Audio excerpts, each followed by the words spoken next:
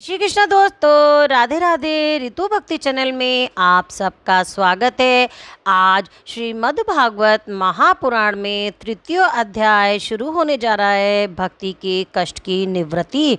नारद जी कहते हैं, अब मैं भक्ति, ज्ञान और वैराग्य को स्थापित करने के लिए प्रयत्नपूर्वक श्री सुखदेव जी से कहे हुए भगवत शास्त्र की कथा द्वारा उज्जवल ज्ञान यज्ञ करूँगा। ये यज्ञ मुझे कहाँ करना चाहिए, आप इसके लिए कोई स्थान बता दीजिए। आप लोग वेद के पारगामी हैं, इसीलिए मुझे इस शुक शास्त्र की महिमा सुनाइए। यह भी बताइए कि श्रीमद् भागवत की कथा कितने दिनों में सुनानी चाहिए और उसके सुनने की विधि क्या है।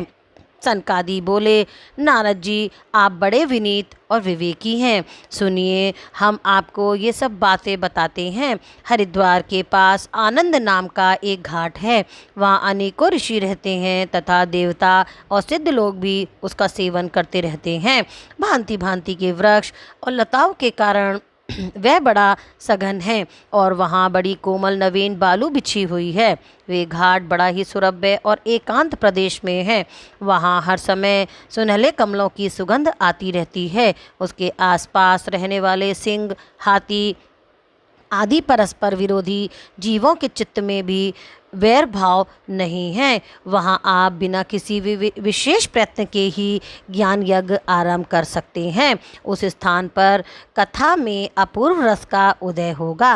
भक्ति भी अपनी आँखों के ही सामने निर्बल और जराजीर्ण अवस्था में पड़े हुए ज्ञान और वैराग्य को साथ लेकर वहाँ आ जाएगी, क्योंकि जहाँ श्रीमद् भागवत की कथा होती है वहाँ ये भक्ति आदि अपने आप ही पहुँच जाते हैं। वहाँ कानों में कथा के शब्द पढ़ने से ही ये तीनों तरुण हो जाएंगे। सूत जी कहते हैं, इस प्रकार कहकर नारद जी के साथ सनकादिक भी श्रीमद् भागवत कथा अमृत का पान करने के लिए वहाँ से तुरंत गंगा तट पर चले आए। जिस समय वे तट पर पहुँचे, भूलोक, देवलोक और ब्रह्मलोक सभी जगह इस कथा का हल्ला हो गया। जो जो भागवत कथा के रसिक विष्णु भक्त थे, वे सभी श्रीमद् भागवत अमृत का पान करने के लिए सबसे आगे दौड़ दौड़ कर आने लगे। भृगु, वशिष्ठ, च्यवन, गौतम, मेघातिथि, देवल, देवराज, परशुराम, विश्वामित्र, शाकल, मार्कंडेय, दत्तात्रेय, पिप्पलाद, योगेश्वर, व्यास और पाराशर, छायाशुक, जाजली और जुहू आदि सभी प्रधान मुनिगण अपने अपने पुत्र, शिष्य और स्त्रियों सहित बड़े प्रेम से वहाँ आ गए। इसके सिवा वेद, वेदांत, मंत्र, तंत्र, 17 पुराण और 6 शास्त्र भी मूर्तिमान होकर वहाँ उपस्थित हो गए। गंगा आदि नदियाँ, पुष्कर आदि सरोवर, कुरुक्षेत्र आदि समस्त क्षेत्र, सारी दिशाएं, दंडक आदि वन, हिमालय आदि पर्वत तथा देव, गंधर्व और दानव आदि सभी कथा सुनने चले आए। जो लोग अपने गौरव के कारण नहीं आए, महर्षि भृगु उन्हें समझा बुझाकर ले आए। तब कथा सुनाने के लिए दीक्षित होकर श्री कृष्ण परायण सनकादिक नारद जी के दिए हुए श्रेष्ठ आसन पर विराजमान हुए।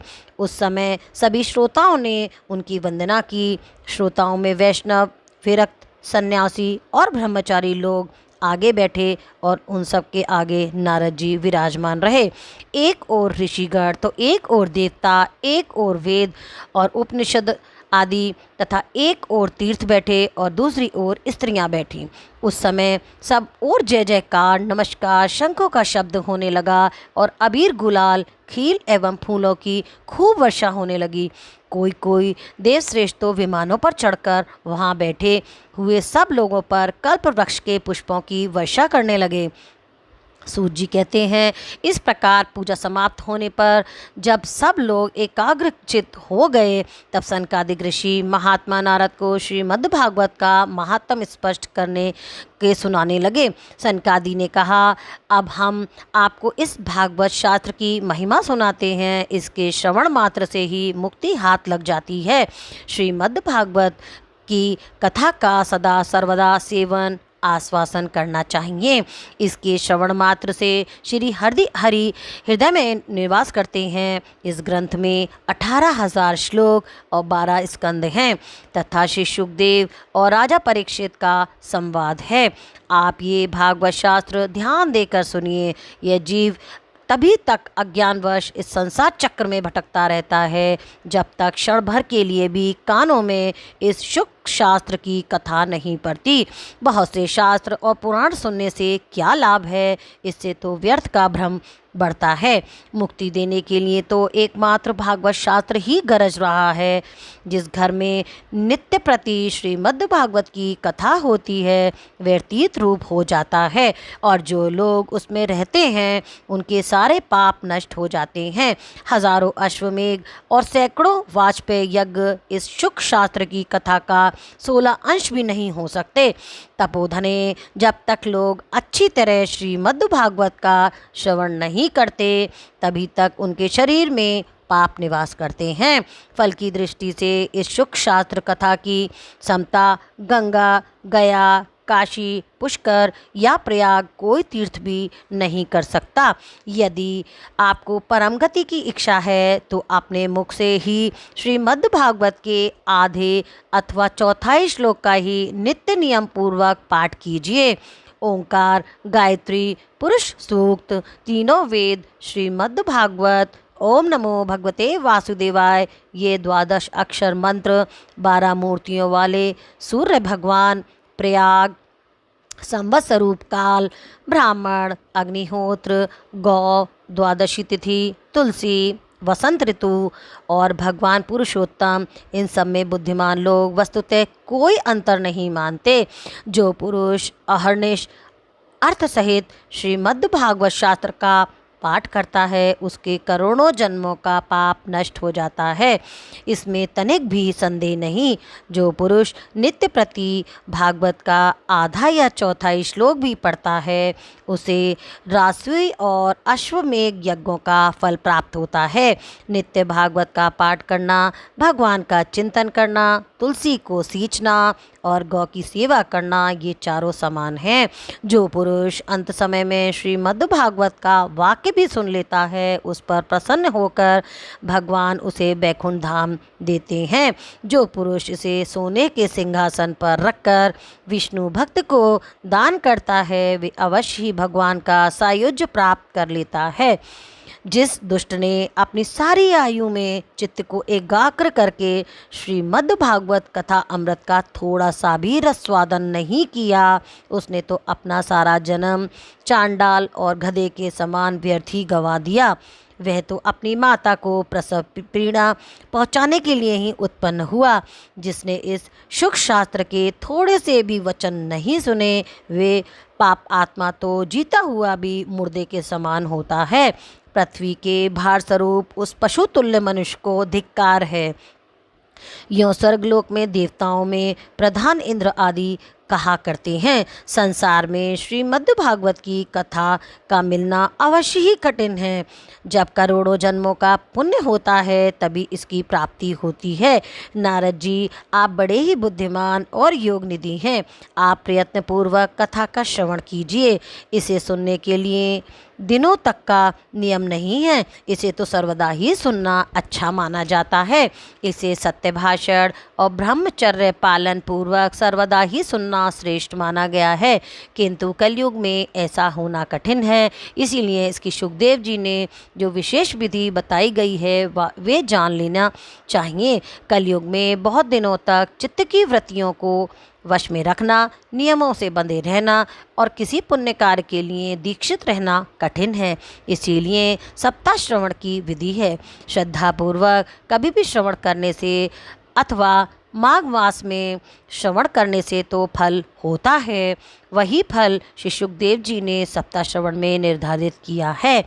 मन में असंयम, रोगों की बहुलता और आयु की अल्पता के कारण तथा कलयुग में अनेकों दोषों की संभावना से ही सप्ताह श्रवण विधान किया गया है। जो फल तप, योग और समाधि से भी प्राप्त नहीं हो सकता। वे सर्वांग रूप में सप्ताह श्रवण से सहज ही प्राप्त हो जाता है। सप्ताह श्रवण यज्ञ से बढ़कर है, व्रत से बढ़कर है, तप से कहीं ज़्यादा बढ़कर है, तीर्थ सेवन से तो सदा ही बड़ा है, योग से बढ़कर है, यहाँ तक कि ध्यान और ज्ञान से भी बढ़कर है। अजीज की विशेषता का कहाँ तक वर्णन करें, ये तो सभी से बढ़ चढ़कर है। शौनक जी ने पूछा, सूत जी, ये तो आपने बड़े आश्चर्य की बात कही। अवश्य ही ये भागवत पुराण योग वेत्ता ब्रह्मा जी के ही आदिकरण श्री नारायण का निरूपण करता है, परंतु ये मोक्ष की प्राप्ति में ज्ञान आदि सभी साधनों का तिरस्कार करके इस युग में उनसे भी कैसे बढ़ गया। सूत जी ने कहा, शौनक जी, जब भगवान श्री कृष्ण इस धराधाम को छोड़कर अपने नित्य धाम को जाने लगे थे, तब उनके मुख अरविंद से एकादश स्कंद का ज्ञान उपदेश सुनकर भी उद्धव जी ने पूछा। उद्धव जी बोले, गोविंद, अब आप तो अपने भक्तों का कार्य करके परम धाम को पधारना चाहते हैं, किंतु मेरे मन में एक बड़ी चिंता है, उसे सुनकर आप मुझे शांत कीजिए। अब घोर कलयुग आया है, इसीलिए संसार में फिर अनेकों दुष्ट प्रकट हो जाएंगे। उनके संसार में जब अनेकों सत्पुरुष भी उग्र प्रगति के हो जाएंगे, तब उनके भार से दबकर ये गौ रूपिणी पृथ्वी किसकी शरण जाएगी। कमल नयन, मुझे तो आपको छोड़कर इसकी रक्षा करने वाला कोई दूसरा नहीं दिखाई देता, इसीलिए भक्त वत्सल, आप साधुओं पर कृपा करके यहाँ से मत जाइए। भगवान आपने निराकार और चिन्ह मात्र होकर भी भक्तों के लिए ही तो ये सगुण रूप धारण किया है, फिर भला आपका वियोग होने पर वे भक्तजन पृथ्वी पर कैसे रह सकेंगे। निर्गुण उपासना सनातन में तो बड़ा कष्ट है, इसीलिए कुछ और विचार कीजिए। प्रभास क्षेत्र में उद्धव जी के ये वचन सुनकर भगवान सोचने लगे कि भक्तों के अवलंबन के लिए मुझे क्या व्यवस्था करनी चाहिए। शौनक जी, तब भगवान ने अपनी सारी शक्ति भागवत में रख दी। वे अंतर्ध्यान होकर इस भागवत समुद्र में प्रवेश कर गए, इसीलिए ये भगवान की साक्षात शब्दमयी मूर्ति है। इसके सेवन, श्रवण, पाठ अथवा दर्शन से ही मनुष्य के सारे पाप नष्ट हो जाते हैं। इसी से इसका सप्ताह श्रवण सबसे बढ़ चढ़कर माना गया है, और कलयुग में तो अन्य सब साधनों को छोड़कर यही प्रधान धर्म बताया गया है। कली काल में यही ऐसा धर्म है जो दुख, दरिद्रता, दुर्भाग्य और पापों की सफाई कर देता है तथा काम, क्रोध आदि शत्रुओं पर विजय दिलाता है। अन्यथा भगवान की इस माया से पीछा छुड़ाना देवताओं के लिए भी कठिन है। मनुष्य तो इसे छोड़ ही कैसे सकते हैं, अतः इससे छूटने के लिए भी सप्ताह श्रवण का विधान किया गया है। सूत जी कहते हैं, शौनक जी, जिस समय सनकादि मुनीश्वर इस प्रकार सप्ताह श्रवण की महिमा का बखान कर रहे थे, उस सभा में एक बड़ा आश्चर्य हुआ, उसे मैं तुम्हें सुनाता हूँ। वहाँ तरुण अवस्था को प्राप्त हुए अपने दोनों पुत्रों के साथ लिए विशुद्ध प्रेम रूपा भक्ति बार बार श्री कृष्ण गोविंद हरे मुरारे हे नाथे नारायण वासुदेवा आदि भगवत नामों का उच्चारण करती हुई अकस्मात प्रकट हो गई। सभी सदस्यों ने देखा कि परम सुंदरी भक्ति रानी भागवत के अर्थों का आभूषण पहने वहाँ पधार गईं। मुनियों की उस सभा में सभी ये तर्क वितर्क करने लगे कि ये यहाँ कैसे आई और कैसे प्रविष्ट हुई। तब सनकादि ने बोला, हे भक्ति देवी, अभी अभी कथा के अर्थ से निकली हैं। उनके ये वचन सुनकर भक्ति ने अपने पुत्रों समेत अत्यंत विनम्र होकर सनकाद कुमार जी से कहा। भक्ति बोली, मैं कलयुग में नष्ट प्राय हो गई थी, आपने कथा अमृत से सींच कर मुझे फिर पुष्ट कर दिया है। अब आप ये बताइए कि मैं कहाँ रहूं। ये सुनकर सनकादि ने उनसे कहा, तुम भक्तों को भगवान का स्वरूप प्रदान करने वाली, अनन्य प्रेम का संपादन करने वाली और संसार रोग को निर्मूल करने वाली हो, अतः तुम धैर्य धारण करके नित्य निरंतर विष्णु भक्तों के हृदय में निवास करो। ये कलयुग के दोष भले ही सारे संसार पर अपना प्रभाव डालें, किंतु वहाँ तुम पर भी इनकी दृष्टि नहीं पड़नी चाहिए। इस प्रकार उनकी आज्ञा पाते ही भक्ति तुरंत भगवत भक्तों के हृदय में जा विराजी। जिनके हृदय में एकमात्र श्री हरि की भक्ति निवास करती है, वे त्रिलोकी में अत्यंत निर्धन होने पर भी परम धन्य हैं, क्योंकि इस भक्ति की डोरी से बंधकर तो साक्षात भगवान भी अपना परम धाम छोड़कर उनके हृदय में निवास करने लगते हैं। भूलोक में ये भागवत साक्षात परम ब्रह्म का विग्रह है। हम इसकी महिमा कहाँ तक वर्णन करें। इसका आश्रय लेकर इसे सुनने से तो सुनने और सुनाने वाले दोनों को ही भगवान श्री कृष्ण की समता प्राप्त हो जाती है। अतः इसे छोड़कर अन्य धर्मों से क्या प्रयोजन है। इति श्रीमद्पुराणे उत्तरखंडे श्रीमद्भागवत महात्म्ये भक्ति कष्ट निर्वर्तन नाम तृतीय अध्याय संपन्न। बोल कृष्ण भगवान की जय। ओम नमो नारायण भगवते वासुदेवाय नमः। वीडियो देखने के लिए आपका बहुत बहुत धन्यवाद। यहाँ दिख रहे 2 वीडियो पर दबाकर आप और भी मेरे वीडियो देख सकते हैं। जय श्री कृष्णा। राधे राधे।